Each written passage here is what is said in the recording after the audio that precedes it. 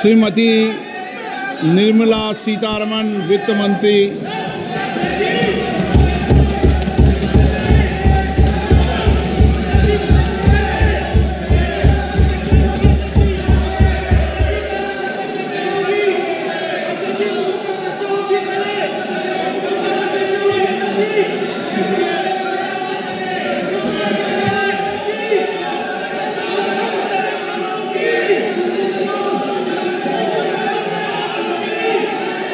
Notice दे दो। सदस्यगण, budget के बाद राज्यपाल अभिभाषण में आपको पर्याप्त अवसर दूंगा। मेरा आपसे निवेदन है, नहीं माननीय अखिलेश जी, आपने संसद की मर्यादा को आप बना के रखें। कभी बजट भाषण के अंदर इस तरीके का नहीं हुआ, ये उचित नहीं है, ये उचित नहीं है। अखिलेश जी प्लीज, मैं आपको मौका दूंगा राज्यपाल अभिभाषण पे, प्लीज। नो, ये तरीका ठीक नहीं है। No,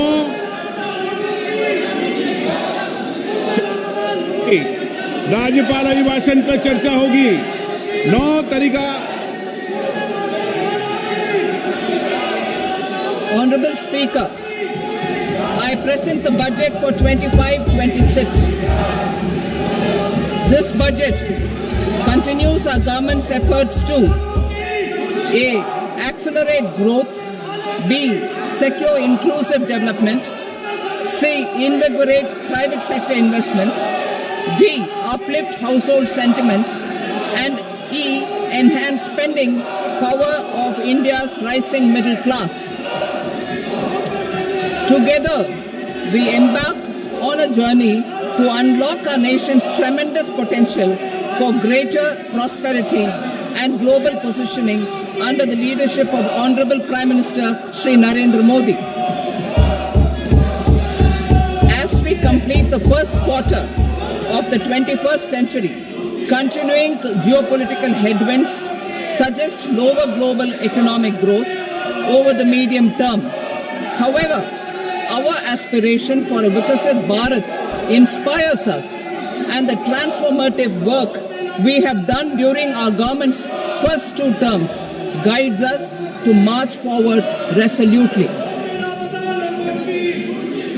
Our economy is the fastest growing among all major economies. Our development track record for the past 10 years and structural reforms have drawn global attention. Confidence in India's capability and potential has only grown in this period. We see the next 5 years as a unique opportunity to realize Sabka Vikas, stimulating balanced growth of all regions. The great Telugu poet and playwright Gurujada Appa Rao had said, "Deshamante matti kadoy, deshamante manushuloy," meaning a country is not just its soil, a country is its people. In line with this, for us, Vikasit Bharat encompasses zero poverty, 100% quality good school education, access to high quality, affordable and comprehensive health care, 100% skilled labor with meaningful employment, 70% women in economic activities, and farmers making our country the food basket of the world. In this budget, the proposed development measures span 10 broad areas focusing on Garib, youth, Annadata and Nari, spurring agricultural growth and productivity, building rural prosperity and resilience, taking everyone together on an inclusive growth path, boosting manufacturing and furthering Make in India, supporting MSMEs, enabling employment-led development, investing in people, economy and innovation, securing energy supplies, promoting exports and nurturing innovation.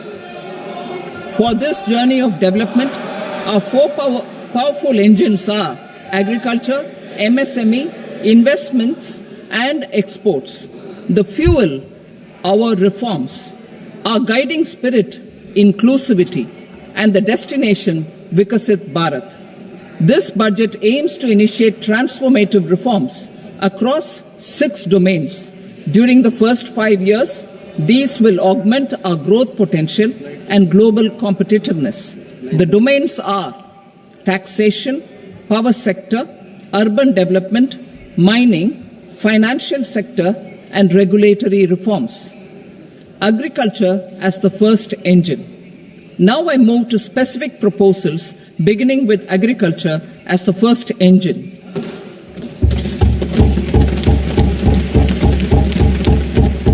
Prime Minister Dhan Dhanya Krishi Yojana, Developing Agri-Districts Program. Motivated by the success of the Aspirational District Program, our government will undertake a Prime Minister Dhan Dhanya Krishi Yojana in partnership with states. Through the convergence of existing schemes and specialized measures, the program will cover 100 districts with low productivity, moderate crop intensity, and below average credit parameters. It aims to 1. Enhance agricultural productivity, 2. Adopt crop diversification and sustainable agricultural practices, 3. Augment post-harvest storage at the panchayat and block level, 4. Improve irrigation facilities, and 5. Facilitate availability of long-term and short-term credit. This program is likely to help 1.7 crore farmers. Building rural prosperity and resilience. A comprehensive multi-sectoral Rural Prosperity and Resilience Program will be launched in partnership with the states. This will address underemployment in agriculture through skilling, investment, technology, and invigorating the rural economy.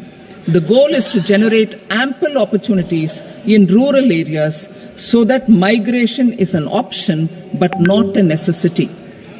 The program will focus on rural women, young farmers, rural youth, marginal and small farmers, and landless families. The details are in Annexure A. Domestic best practices will be incorporated, and appropriate technical and financial assistance will be sought from multilateral development banks. In Phase 1, 100 developing agri-districts will be covered. Atmanirbharta in pulses. Our government is implementing the National Mission for Edible Oilseed for achieving Atmanirbharta in edible oils. Our farmers have the capability to grow enough for our needs and more. 10 years ago, we made concerted efforts and succeeded in achieving near self-sufficiency in pulses. Farmers responded to the need by increasing the cultivated area by 50%, and government arranged for procurement and remunerative prices. Since then, with rising incomes and better affordability, our consumption of pulses has increased significantly. Our government will now launch a 6-year mission for Atmanirbharta in pulses with a special focus on Tuar, Urad and Masoor. Details are in Annexure B.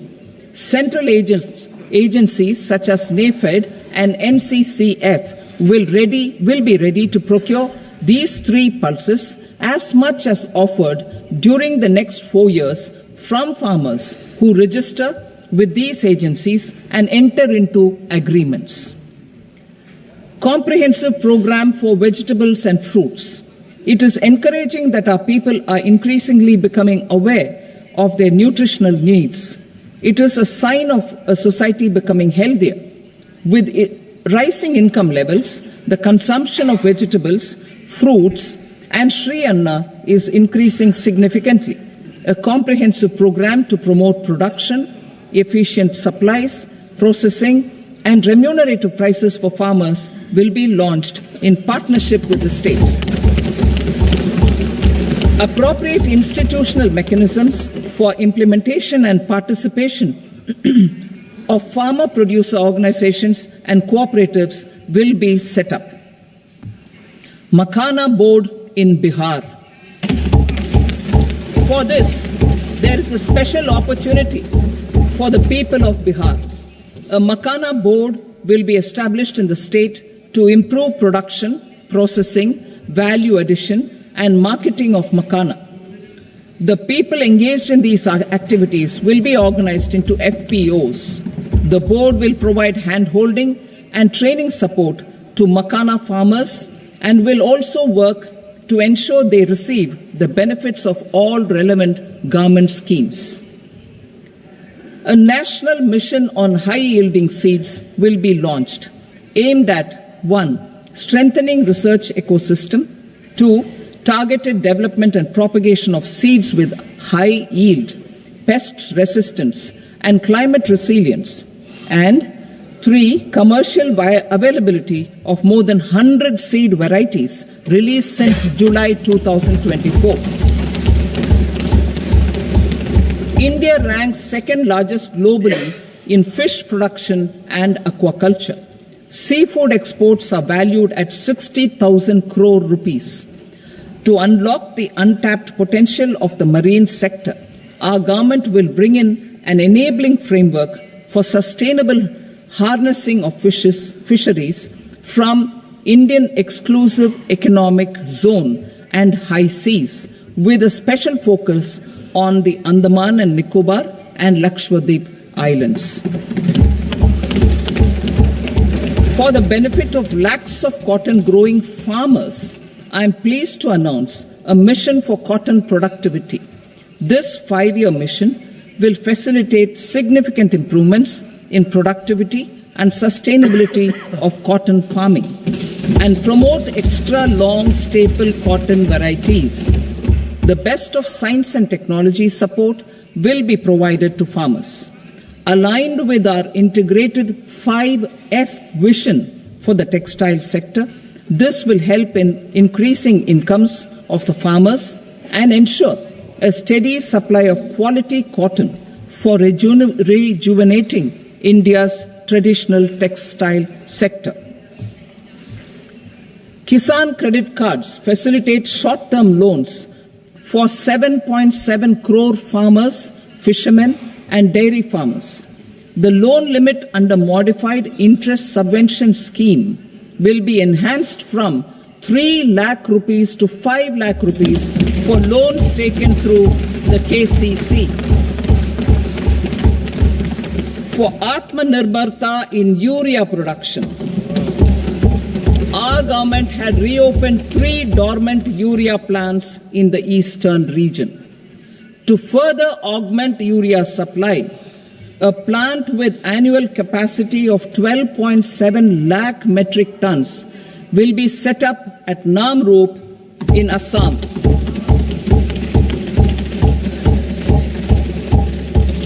India Post, with 1.5 lakh rural post offices, complemented by the India Post Payment Bank and a vast network of 2.4 lakh Dak Sevaks, will be repositioned to act as a catalyst for the rural economy.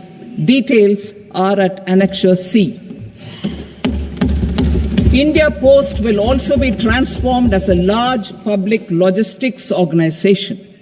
This will meet the rising needs of Vishwakarmas, new entrepreneurs, women, self-help groups, MSMEs, and the large business organizations.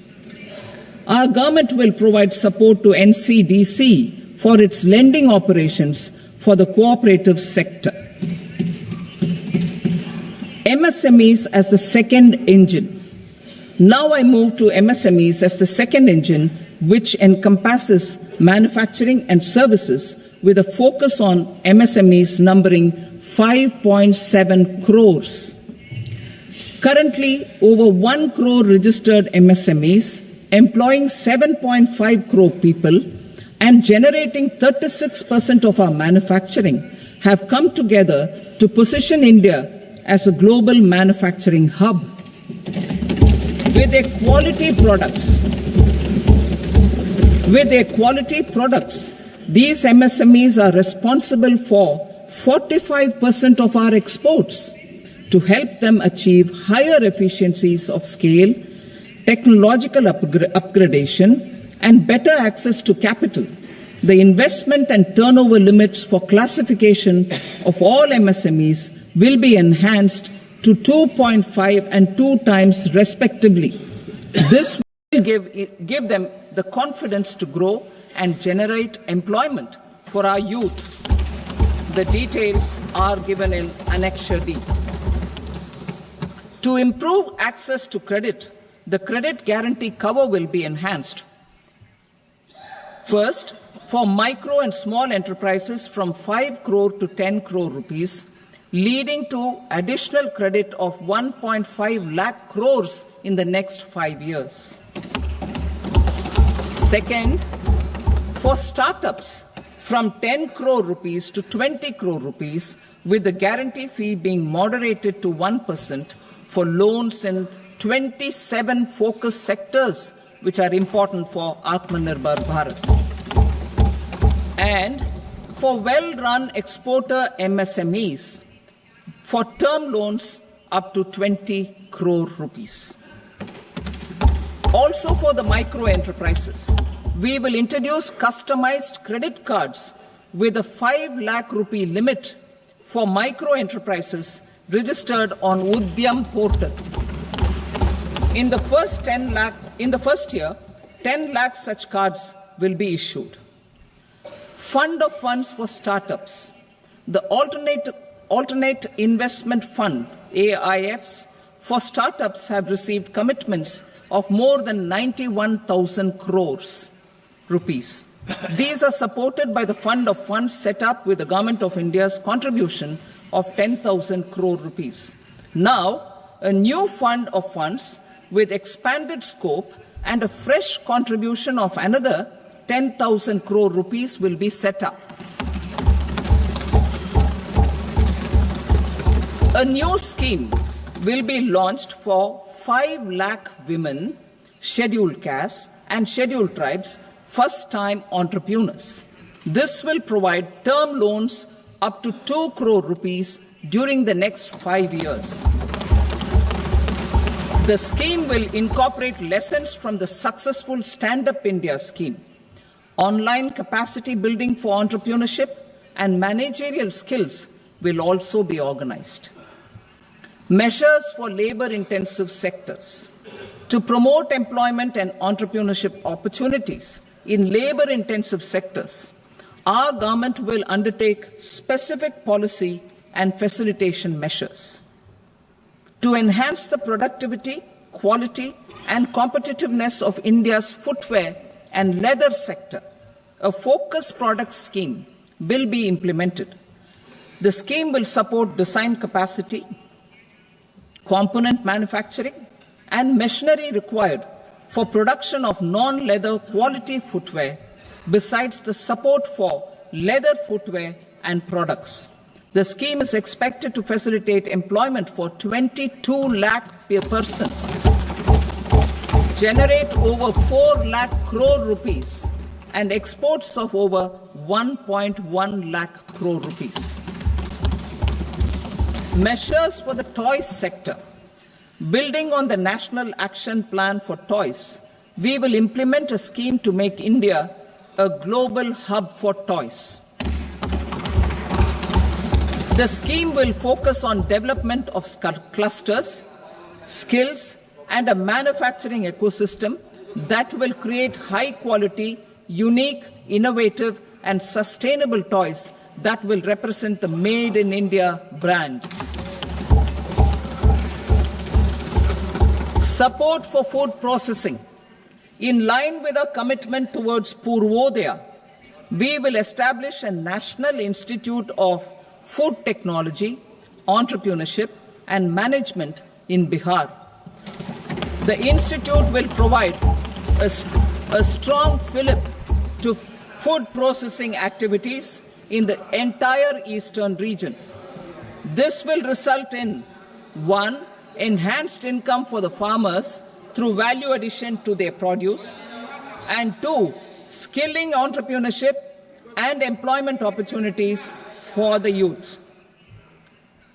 Manufacturing mission, furthering Make in India.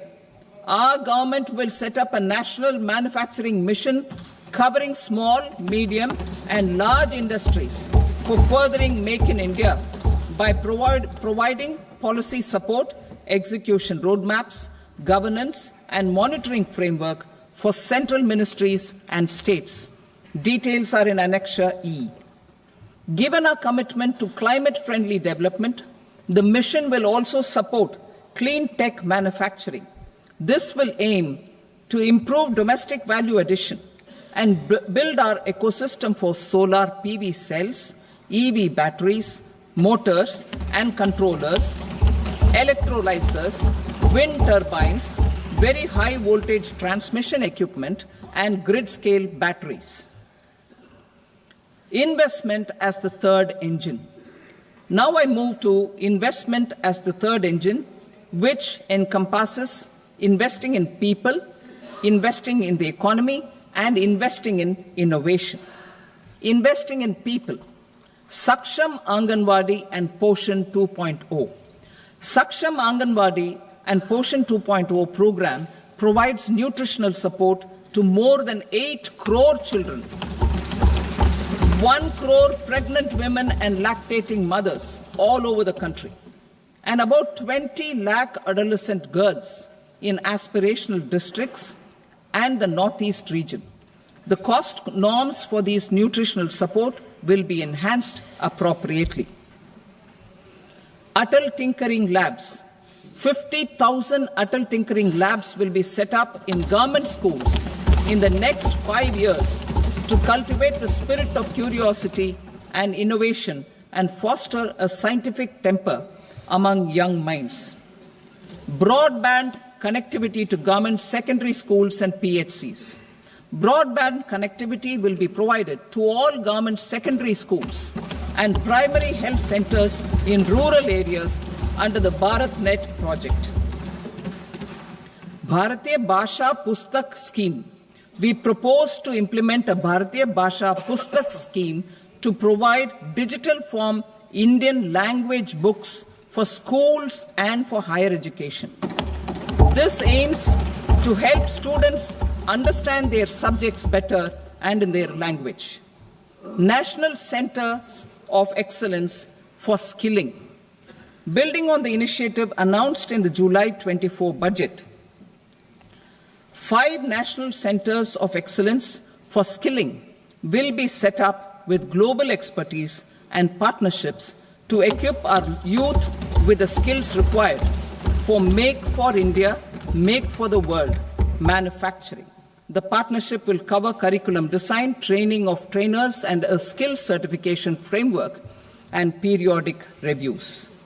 Expansion of capacity in IITs. Total number of students in 23 IITs has increased 100% from 65,000 to 1.35 lakh in the past 10 years.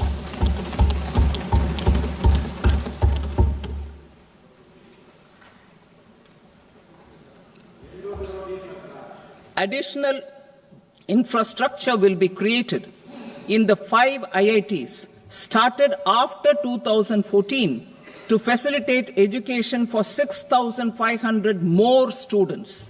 Hostel and other infrastructure capacity at IIT Patna will also be expanded.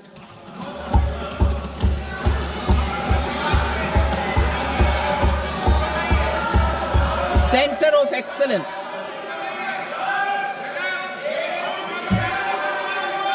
Center of Excellence in AI for Education. I had announced 3 centers of excellence in artificial intelligence for agriculture, health, and sustainable cities in 2023. Now a center of excellence in artificial intelligence for education will be set up with a total outlay of 500 crores. Expansion of medical education. Our government has added almost 1.1 lakh undergraduate and postgraduate medical education seats in 10 years, an increase of 130%. In the next year, 10,000 additional seats will be added in medical colleges and hospitals towards the goal of adding 75,000 seats in the next 5 years. Daycare cancer centers in all district hospitals. Our government will facilitate setting up of daycare cancer centers in all district hospitals in the next 3 years. 200 centers will be established in 25-26 itself. Strengthening urban livelihoods. Our government has been giving priority to assisting urban poor and vulnerable groups. A scheme for socio-economic upliftment of urban workers will be implemented to help them improve their incomes, have sustainable livelihoods, and a better quality of life. PM Swanidhi scheme has benefited more than 68 lakh street vendors, giving them respite from high-interest informal sector loans. Building on this success, the scheme will be revamped with enhanced loans from banks, UPI-linked credit cards with 30,000 rupees limit, and capacity building support. Social Security Scheme for welfare of online platform workers. Gig workers of online platforms provide great dynamism to the new age services economy.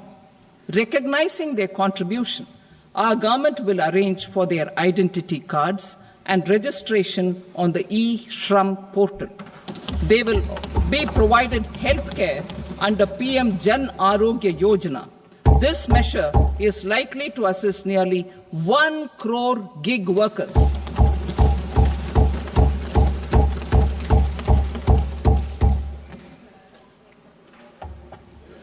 Investing in the economy. Public-private partnership in infrastructure. Each infrastructure-related ministry will come up with a 3-year pipeline of projects that can be implemented in PPP mode.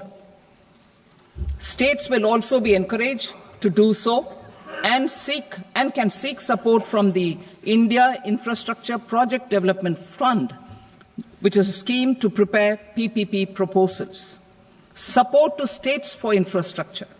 An outlay of 1.5 lakh crore is proposed for the 50-year interest-free loans to states for capital expenditure and incentives for reforms. Building on the success of the first asset monetization plan announced in 2021, the second plan for 2025 to 30 will be launched to plow back capital of 10 lakh crore in new projects. Regulatory and fiscal measures will be fine-tuned to support the plan. Jal Jeevan Mission.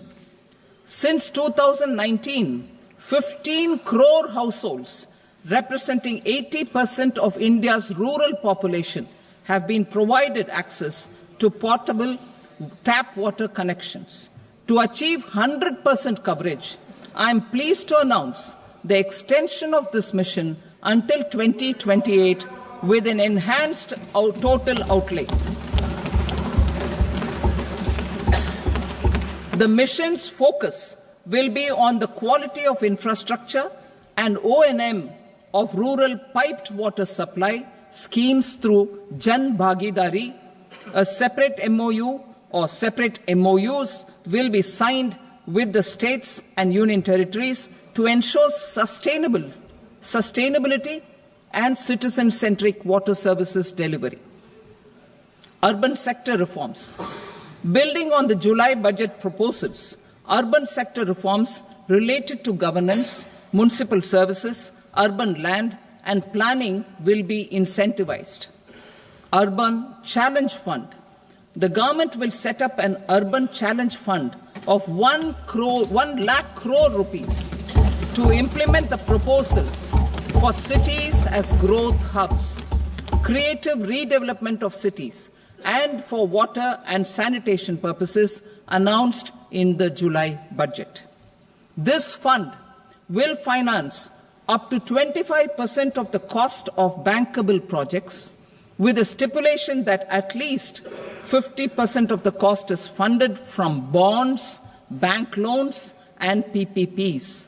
An allocation of 10,000 crore is proposed in 2025-26.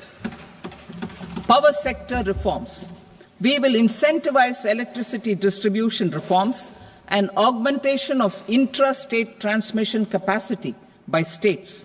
This will improve financial health and capacity of electricity companies. Additional borrowing of 0.5% of GSDP will be allowed to states contingent on these reforms. Nuclear energy mission for Vikasit Bharat. Development of at least 100 gigawatt of nuclear energy by 2047 is essential for our energy transition efforts. For an active partnership with the private sector towards this goal, amendments to the Atomic Energy Act and the Civil Liability for Nuclear Damage Act will be taken up. A nuclear energy mission for research and development of small modular reactors with an outlay of 20,000 crore will be set up. At least 5 indigenously developed small modular reactors will be operationalized by 2033. Shipbuilding. The shipbuilding financial assistance policy will be revamped to address cost disadvantages. This will also include credit notes for shipbreaking in Indian yards to promote the circular economy. Large ships above a specified size will be included in the infrastructure harmonized master list. Shipbuilding clusters will be facilitated to increase the range, categories, and capacity of ships. This will include additional infrastructure, facilities, skilling, and technology to develop the entire ecosystem. Maritime Development Fund. For long-term financing for the maritime industry, a Maritime Development Fund with a corpus of 25,000 crore rupees will be set up. This will be for distributed support and promoting competition. This will have up to 49% contribution by the government, and the balance will be mobilized from ports and from private sector. UDAN regional connectivity schemes. UDAN has enabled 1.5 crore middle-class people to meet their aspirations for speedier travel. The scheme has connected 88 airports, and operationalized 619 routes. Inspired by that success, a modified UDAN scheme will be launched to enhance regional connectivity to 120 new destinations and carry 4 crore passengers in the next 10 years. 4 crore additional passengers in the next 10 years. The scheme will also support helipads and smaller airports in hilly, aspirational, and northeast regional districts. Greenfield airports will be facilitated in Bihar to meet the future needs of the state. These will be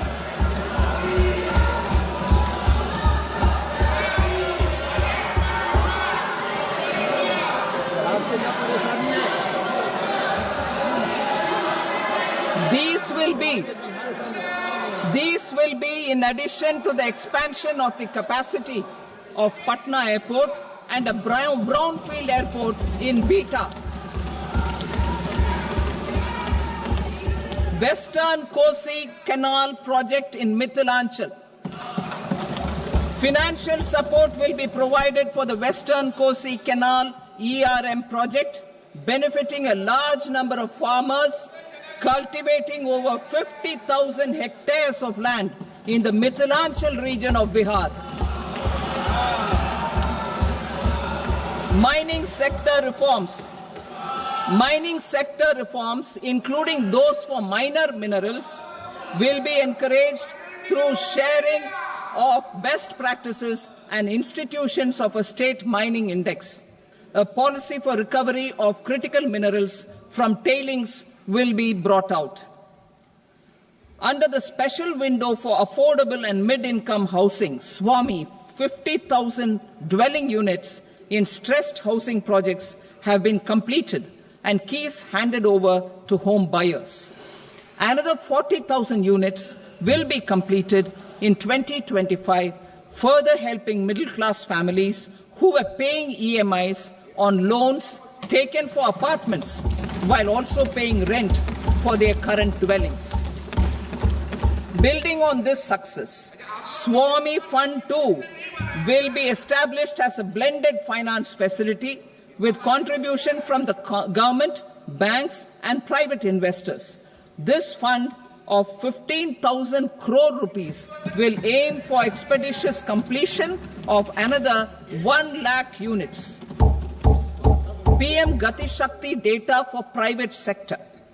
For furthering PPPs and assisting the private sector in project planning, access to relevant data and maps from the PM Gati Shakti portal will be provided. Tourism for employment-led growth. Top 50 tourist destination sites in the country will be developed in partnership with states through a challenge mode. Land for building key infrastructure will have to be provided by the states. Hotels in these destinations will be included in the infrastructure harmonized list. The following measures will be taken for facilitating employment-led growth: organizing intensive skill development programs for our youth, including in institutes of hospitality management, providing mudra loans for homestays, improving ease of travel and connectivity to tourist destinations, providing performance-linked incentives to states for effective destination management, including tourist amenities, cleanliness, and marketing efforts, and introducing streamlined e-visa facilities along with visa fee waivers for certain tourist groups. Continuing with the emphasis on places of spiritual and religious significance, in the July budget, there will be a special focus on destinations related to the life and times of Lord Buddha. Medical tourism and Heal in India. Medical tourism and Heal in India will be promoted in partnership with the private sector, along with capacity building and easier visa norms. Investing in innovation. To implement private sector-driven research, development, and innovation initiatives announced in the July budget, I am now allocating 20,000 crore rupees for this purpose.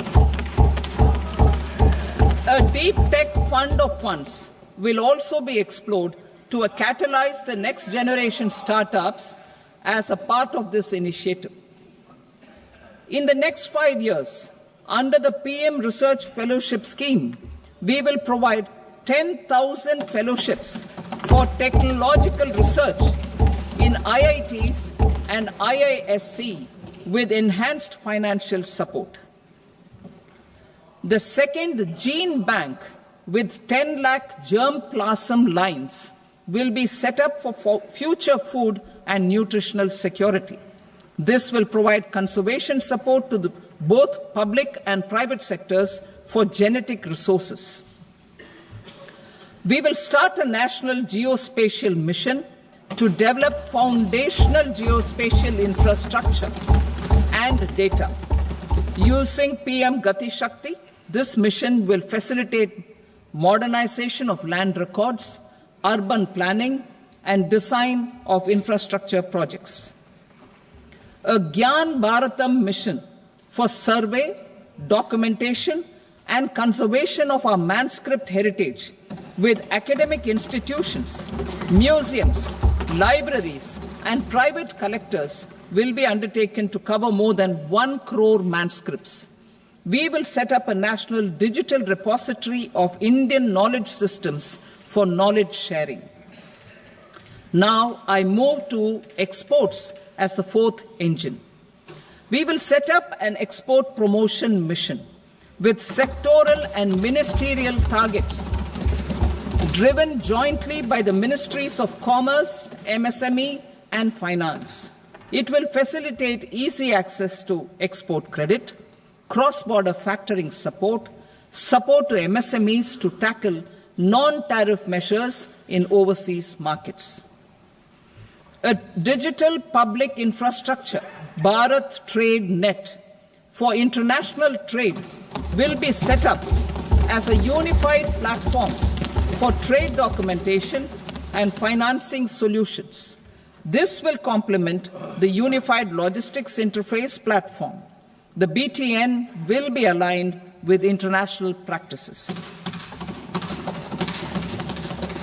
Support will be provided to develop domestic manufacturing capacities for our economy's integration with global supply chains. Sectors will be identified based on objective criteria. Facilitation groups with participation of senior officers and industry representatives will be formed for select products and supply chains. Through this, there are huge opportunities related to Industry 4.0, which needs high skills and talent.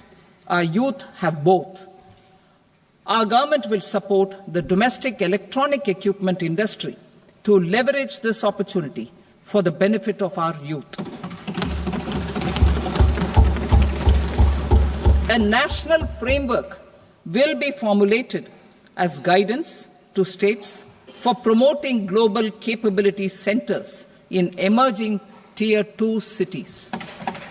This will suggest measures for enhancing availability of talent and infrastructure, building bylaw reforms, and mechanisms for collaboration with industry. Our government will facilitate upgradation of infrastructure and warehousing for air cargo, including high-value perishable horticultural produce. Cargo screening and customs protocol will be streamlined and made user-friendly. Reforms as the fuel. Over the past 10 years, our government has implemented several reforms for convenience of taxpayers, such as faceless assessment, 2, taxpayer charter, 3, faster returns, 4, almost 99% returns being on self-assessment, and 5, Vivad Se Vishwas scheme.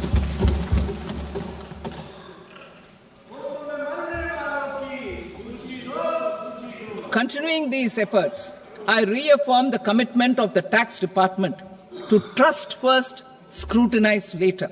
I also propose to introduce the new income tax bill next week. I will detail the indirect tax reforms and changes in direct taxes in Part B. Financial sector reforms. The FDI limit for the insurance sector will be raised from 74 to 100%. This enhanced limit will be available for those companies which invest the entire premium in India. The current guardrails and conditionalities associated with foreign investment will be reviewed and simplified. The services of India Post Payment Bank will be deepened and expanded in rural areas. NABFID will set up a partial credit enhancement facility for corporate bonds for infrastructure. Public sector banks will develop Grameen Credit Score framework to serve the credit needs of SHG members and people in rural areas. A forum for regulatory coordination and development of pension products will be set up. To implement the earlier announcement on simplifying the KYC processes, the revamped Central KYC Registry will be rolled out in 2025. We will also implement a streamlined system for periodic updating. Requirements and procedures for speedy approval of company mergers will be rationalized. The scope for fast-track mergers will also be widened and the process made simpler. As proposed in the interim budget, we signed bilateral investment treaties with 2 countries in 2024 to encourage sustained foreign investment, and in the spirit of First Develop India, the current model BIT will be revamped and made more investor-friendly. In the last 10 years, in several aspects, including financial and non-financial, our government has demonstrated a steadfast commitment to ease of doing business. We are determined to ensure that our regulations must keep up with technological innovations and global policy developments. A light-touch regulatory framework based on principles and trust will unleash productivity and employment. Through this framework, we will update regulations that were made under old laws. To develop this modern, flexible, people-friendly and trust-based regulatory framework appropriate for the 21st century, I propose 4 specific measures. A high-level committee for regulatory reforms will be set up for a review of all non-financial sector regulations, certifications, licenses, and permissions. The committee will be expected to make recommendations within a year. The objective is to strengthen trust-based economic governance and take transformational measures to enhance ease of doing business, especially in matters of inspection and compliances. States will be encouraged to join in this endeavour. An investment friendliness index of states will be launched in 2025 to further the spirit of competitive, cooperative federalism. Under the Financial Stability and Development Council, a mechanism will be set up to evaluate impact of the current financial regulations and subsidiary instructions. It will also formulate a framework to enhance their responsiveness and development of the financial sector. In the Jan Vishwas Act 2023, more than 180 legal provisions were decriminalized. Our government will now bring up the Jan Vishwas Bill 2.0 to decriminalize more than 100 provisions in various laws. I now move to fiscal policy. In the July budget, I had committed to staying the course for fiscal consolidation. Our endeavour will be to keep the fiscal deficit each year such that central government debt remains on a declining path as a percentage of the GDP. The roadmap for the next 6 years has been detailed in the FRBM statement. Revised estimates for 2024-25. The revised estimate of the total receipts other than borrowings is 31.47 lakh crore rupees, of which the net tax receipts are 25.57 lakh crore rupees. The revised estimate of the total expenditure is 47.16 lakh crore rupees, of which the capital expenditure is about 10.18 lakh crore rupees. The revised estimate of the fiscal deficit is 4.8% of the GDP. Budget estimates for 25-26. Coming to 25-26, the total receipts other than borrowings and total expenditure are estimated at 34.96 lakh crore rupees and 50.65 lakh crore rupees respectively. The net tax receipts are estimated at 28.37 lakh crore rupees. The fiscal deficit is estimated to be 4.4% of GDP. To finance the fiscal deficit, the net market borrowings from dated securities are estimated at 11.54 lakh crore. The balance financing is expected to come from small savings and other sources. The gross market borrowings are estimated at 14.82 lakh crore rupees. I will now move to Part B. Indirect taxes. My proposals relating to customs aim to rationalize tariff structure and address duty inversion. These will also support domestic manufacturing and value addition, promote exports, facilitate trade, and provide relief to common people. Rationalization of customs tariff structure for industrial goods. As a part of comprehensive review of customs rate structure announced in July 2024 budget, I propose to 1. Remove 7 tariff rates. This is over and above the 7 tariff rates removed in 23-24 budget. After this, there will be only 8 remaining tariff rates, including 0 rate. 2. Apply appropriate cess to broadly maintain effective duty incidence, except on a few items where such incidence will reduce marginally. 3. Levy not more than 1 cess or surcharge. Therefore, I propose to exempt social welfare surcharge on 82 tariff lines that are subject to a cess. I shall now take up sector-specific proposals. To provide relief to patients, particularly those suffering from cancer, rare diseases, and other severe chronic diseases, I propose to add 36 life-saving drugs and medicines to the list of medicines fully exempted from basic custom duty.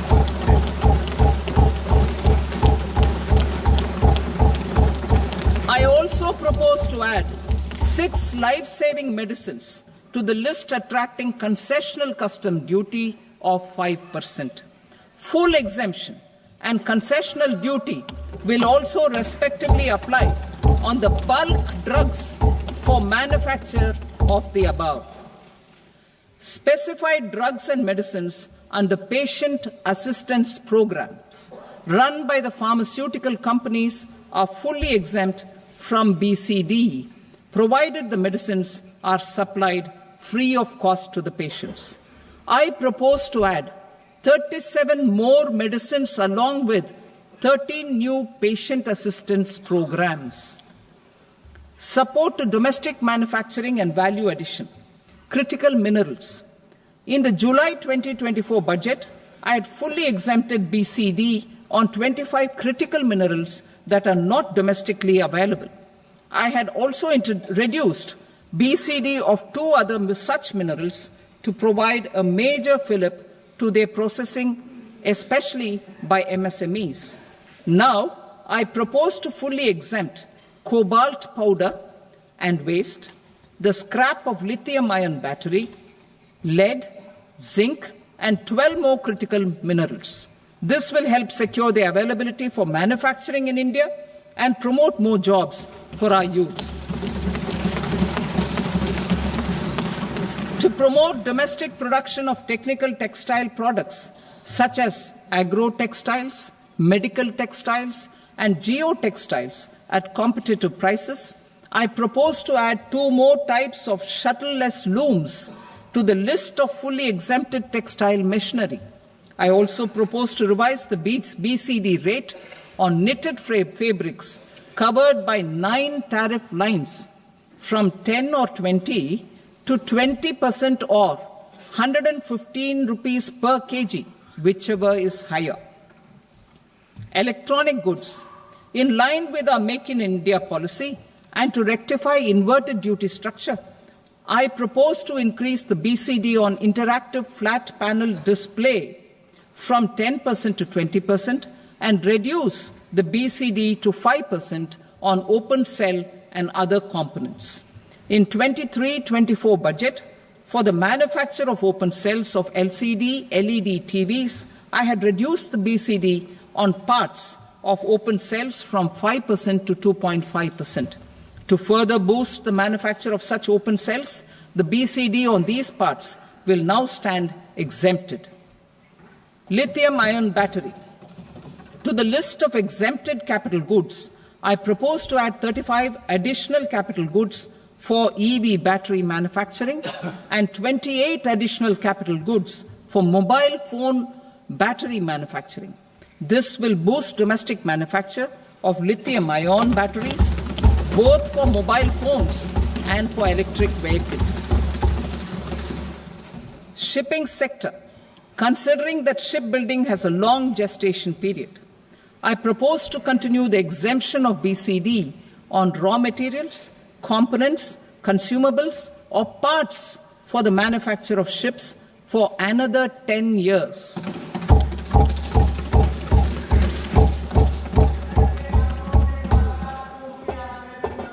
I also propose the same dispensation for shipbreaking to make it more competitive. Telecommunication. To prevent classification disputes, I propose to reduce the BCD from 20% to 10% on carrier-grade Ethernet switches to make it at par with non-carrier-grade Ethernet switches. Export promotion.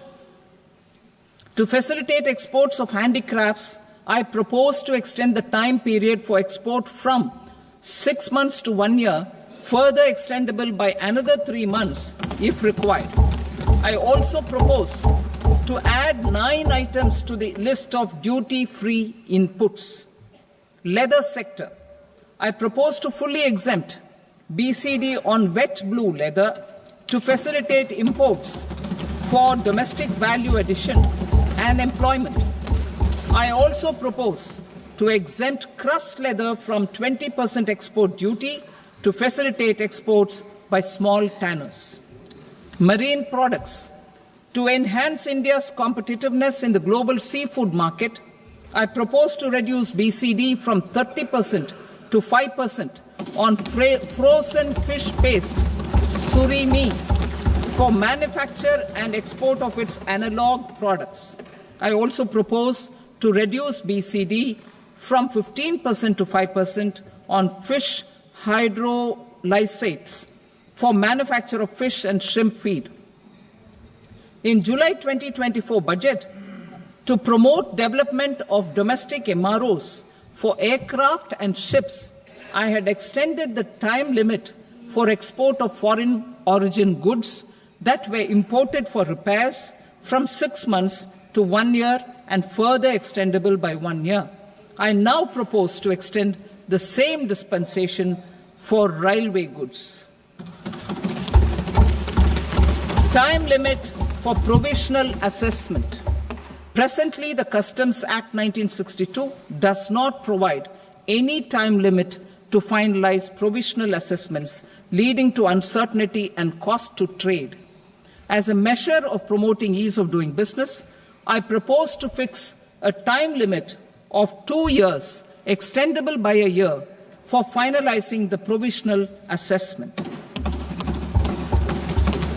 I propose to introduce a new provision that will enable importers or exporters, after clearance of goods, to voluntarily declare material facts and pay duty with interest but without penalty. This will incentivize voluntary compliance.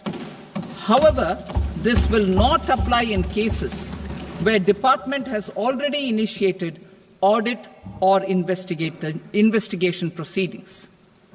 For industry to better plan their imports, I propose to extend the time limit for the end use of imported inputs in the relevant rules from 6 months to 1 year. This will provide operational flexibility in view of cost and uncertainty of supply. Further, such importers will now have to file only quarterly statements instead of a monthly statement.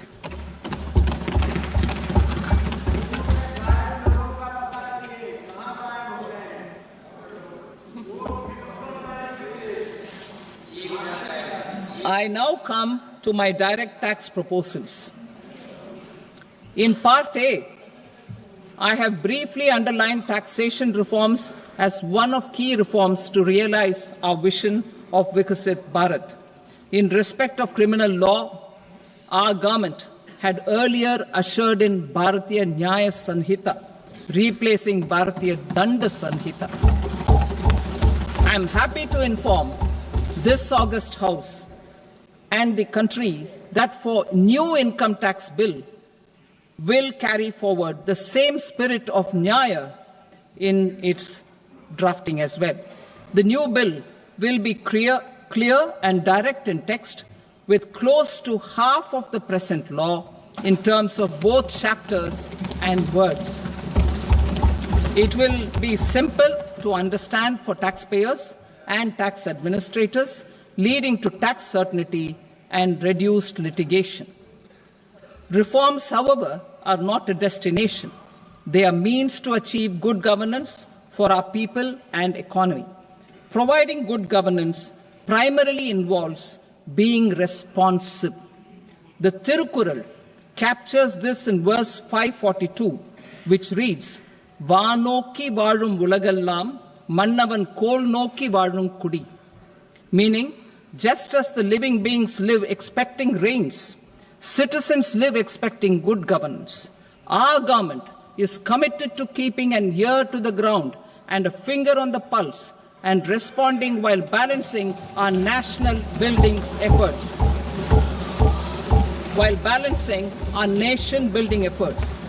The following measures will detail just how our government will, under the guidance of PM Modi, has taken steps to understand and address. I repeat that sentence, sir. The following measures will detail just how our government, under the guidance of PM Modi, has taken steps to understand and address the needs voiced by our citizens. My tax proposals are guided by this spirit. The objectives of my proposals are as follows. Personal income tax reforms with special focus on middle class. Rationalization of TDS and TCS for easing difficulties. Encouraging voluntary compliance. Reducing compliance burden. Ease of doing business. Employment and investment. I will come to my proposal on personal income tax towards the end. TDS and TCS, rationalization for easing difficulties. I propose to rationalize tax deduction at source, TDS, by reducing the number of rates and thresholds above which TDS is deducted. Further, threshold amounts for tax deduction will be increased for better clarity and uniformity. The limit for tax deduction on interest for senior citizens is being doubled from the present 50,000 rupees to 1 lakh rupees. Similarly, the annual limit of 2.40 lakh rupees for TDS on rent is being increased to 6 lakh rupees. This will reduce the number of transactions liable to TDS, thus benefiting small taxpayers receiving small payments. The threshold to collect tax at source, the TCS, on remittances under RBI's liberalized remittance scheme, the LRS, is proposed to be increased from 7 lakh to 10 lakhs. I also propose to remove TCS on remittances for education purposes, where such remittances is out of a loan taken from a specified financial institution. Both TDS and TCS are being applied on any transaction related to sale of goods. To prevent such compliance difficulties, I propose to omit the TCS. I also propose that the provisions of the higher TDS deduction will now apply only in non-PAN cases. In July 2024, the delay for payment of TDS up to the due date of filing statement was decriminalized. I propose to provide the same relaxation to to TCS provisions as well. The government under the leadership of Prime Minister Modi believes in Sabka Saath, Sabka Vikas, Sabka Vishwas and Sabka Prayas. In line with this, we brought in updated return facility in 2022 for voluntary compliance by taxpayers who had omitted to report their correct income. Our trust in taxpayers was proved right. Nearly 90 lakh taxpayers voluntarily updated their incomes by paying additional tax. Taking this trust further, I now propose to extend the time limit to file updated returns for any assessment year from the current limit of 2 years to 4 years. I propose to reduce the compliance burden for small charitable trusts and institutions by increasing their period of registration from 5 years to 10 years. It is also proposed that disproportionate consequences do not arise for minor defaults such as incomplete applications filed by charitable entities. Presently, taxpayers can claim the annual value of self-occupied properties as nil only on the fulfillment of certain conditions. Considering the difficulties faced by taxpayers, it is proposed to allow the benefit of 2 such self-occupied properties without any condition. To streamline the process of transfer pricing and to provide an alternative to yearly examination, I propose to introduce a scheme for determining arm's length price of international transaction for a block period of 3 years. This will be in line with global best practices. With a view to reduce litigation and provide certainty in international taxation, the scope of safe harbor rules is being expanded. A number of senior and very senior citizens have very old national savings scheme accounts. As interest is no longer payable on such accounts, I propose to exempt withdrawals made from NSS by individuals on or after 29th August 2024. I am also proposing to allow similar treatment to NPS Vatsalya accounts as is available to normal NPS accounts subject to overall limits. In my speech in July 2024, I had promised that all processes, including giving effect to appellate orders, shall be digitalized and made paperless over the next 2 years. So I'm happy to announce that digitalization is being made operational now. In July 2024, we brought in the Vivad Se Vishwas scheme to resolve income tax disputes pending in appeal. The scheme has received a great response, with nearly 33,000 taxpayers having availed of the scheme to settle their disputes. I have a few proposals to promote investment and employment.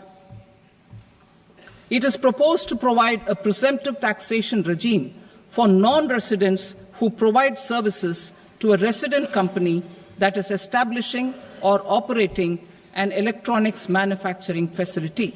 I further propose to introduce a safe harbor for tax certainty for non-residents who store components for supply to specified electronics manufacturing units. Presently, the tonnage tax scheme is available only to sea-going ships. The benefits of existing tonnage tax scheme are proposed to be extended to inland vessels registered under the Indian Vessels Act 2021 to promote inland water transport in the country. Extension for incorporation of startups. We continue to support the Indian startup ecosystem. I propose to extend the period of incorporation by 5 years to allow the benefit available to startups which are incorporated before 1/4/2030. In order to attract and promote additional activities in the IFSC, I am inter alia proposing specific benefits to ship leasing units, insurance offices, and treasury centers of global companies which are set up in IFSC. Further, to claim benefits, the cut-off date for commencement in IFSC has also been extended by 5 years to 31/3/2030. Category 1 and Category 2 AIFs are undertaking investments in infrastructure and other such sectors. I propose to provide certainty of taxation to these entities on the gains from securities, to promote funding from sovereign wealth funds and pension funds to the infrastructure sector. I propose to extend the date of making an investment by 5 more years up to 31st March 2030.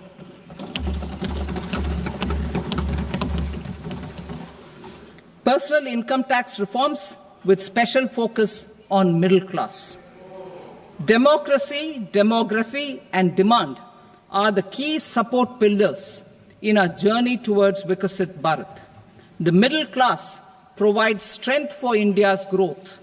This government, under the leadership of Prime Minister Modi, has always believed in the admirable energy and ability of the middle class in nation building. In recognition of their contribution,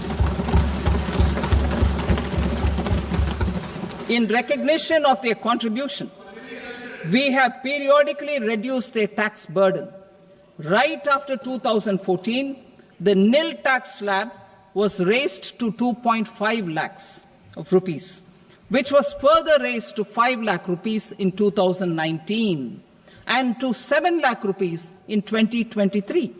This is reflective of our government's trust on the middle class taxpayers.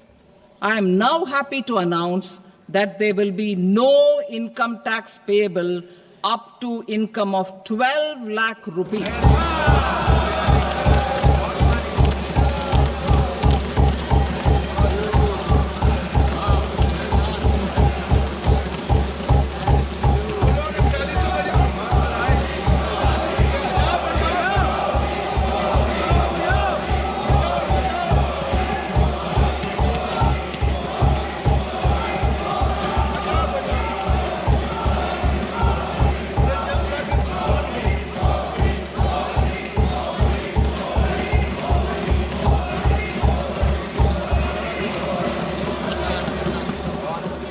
So, average income of 1 lakh per month, other than the special rate income such as capital gains, under the new regime. This limit will be 12.75 lakh for salaried taxpayers due to the standard deduction of 75,000. Slabs and rates are being changed across the board to benefit all taxpayers. The new structure will substantially reduce the taxes of the middle class and leave more money in their hands, boosting household consumption, savings, and investment. In the new tax regime, I propose to revise tax rate structures as follows: 0 to 4 lakh rupees nil, 4.8 lakh rupees to 4 to 8 lakh rupees 5%, 8 to 12 lakh rupees 10%, 12 to 16 lakh rupees 15%, 16 to 20 lakh rupees 20%, 20 to 24 lakh rupees 25%, and above 24 lakh rupees 30%. To taxpayers up to 12 lakh of normal income, other than special rate income such as capital gains. I read that again. To taxpayers up to 12 lakh of income, other than special rate income such as capital gains, tax rebate is being provided in addition to the benefit due to slab rate reduction in such a manner that there is no tax payable by them. The total tax benefit of slab rate changes and rebate at different income levels can be illustrated with a few examples. A taxpayer in the new regime with an income of 12 lakh rupees will get a benefit of 80,000 rupees in tax, which is 100% of tax payable as per the existing rates. A person having income A person having income of 18 lakh rupees will get a benefit of 70,000 rupees in tax. That is 30% of tax payable as per existing rates. A person with an income of 25 lakh gets a benefit of 1,10,000 rupees, that is 25% of his tax payable as per existing rates. Details of my tax proposals are given in the annexure. As a result of these proposals, Honourable Speaker, sir, revenue of about 1 lakh crore in direct taxes and 2,600 crores in indirect taxes will be foregone. Mr. Speaker, sir, with this, I commend the budget to this august House.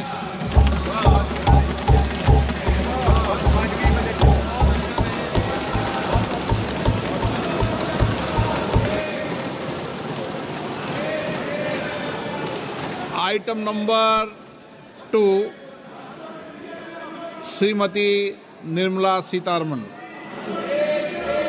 Sir, with your permission, I rise to lay on the table the following statements under Section 3(1) of the Fiscal Responsibility and Budget Management Act 2003. Medium-term fiscal policy cum fiscal policy strategy statement and macroeconomic framework statement. Item number 3, Srimati Nirmala Sitharaman. Sir, with your permission, I rise to move for leave to introduce the Finance Bill 2025. प्रश्न ये है कि विधेयक को पुनर्स्थापित करने की अनुमति प्रदान की जाए। जो सदस्य इसके पक्ष में हाँ कहें, जो सदस्य विरोध में ना कहें। मेरे विचार में निर्णय हाँ वालों के पक्ष में हुआ, हाँ वालों के पक्ष में अनुमति प्रदान की जाती है। माननीय मंत्री जी अब विधेयक को पुनर्स्थापित करें। Sir, I introduce the bill. Thank you. सभा की कार्रवाई सोमवार दिनांक 3 फरवरी 2025 को प्राप्त 11 बजे तक के लिए स्थगित की जाती है।